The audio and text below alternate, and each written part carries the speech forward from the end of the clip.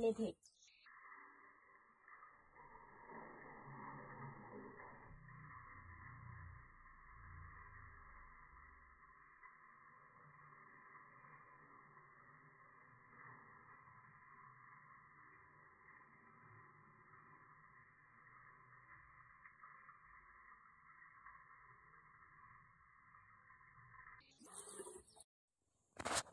नमस्कार मंडळी, माझा जरा आवाज बसला आहे कारण खूप खूप खूप जास्त म्हणजे म्हणतात ना की कोकणात गारवा असतो किंवा अ, मध्येच आहे ना सकाळी वगैरे ऊन इतकं असलं ना तरी सकाळी पहाटे ना खूप गारवा पडतो आणि रात्रीसुद्धा. आणि माझा प्रॉब्लेम काय आहे माहिती आहे का, मला जरासं जरी वातावरण बदललं ना की माझा आवाज फार बसतो आणि आज बसलेला आहे.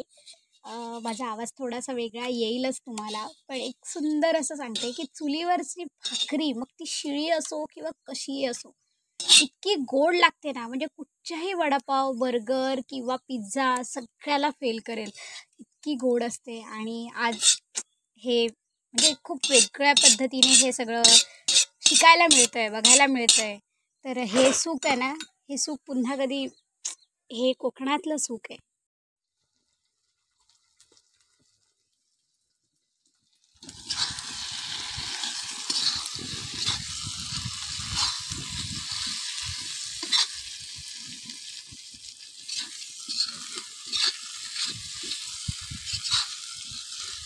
चुलीवरचं जेवण मला फारसं जमत नव्हतं मुळात. म्हणजे मी मुंबईतच गॅसवर जेवण बनवलेलं आहे आणि शिकले पण गॅसवर, चुलीवर कधीच नाही बनवलेलं.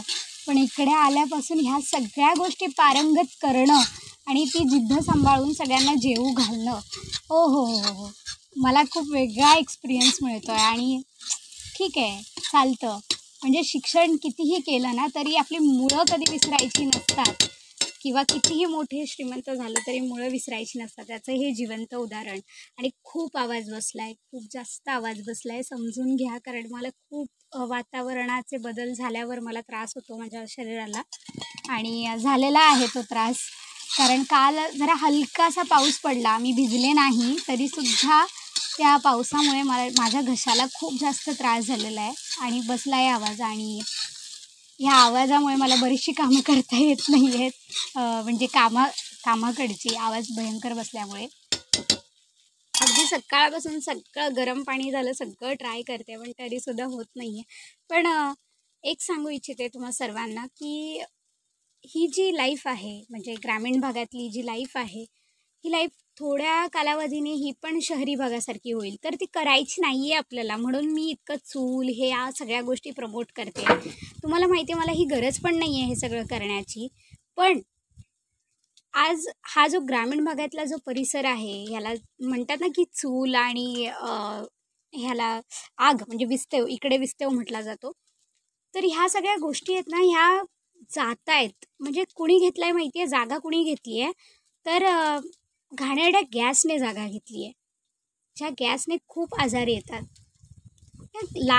लाकूड शेणीने, बैलाच्या किंवा गाईच्या शेणीने जो विस्तव पेटतो, निखारे, लाकूड ह्याच्याने जे विस्तव पेटतो, म्हणजे ज्याने आग पेटली जाते, मुळात ही आधीपासूनच निरोगी राहण्याची लक्षणं आहेत आणि ती आता सध्या पूर्णपणे जात आहेत. तर ते घालू नका.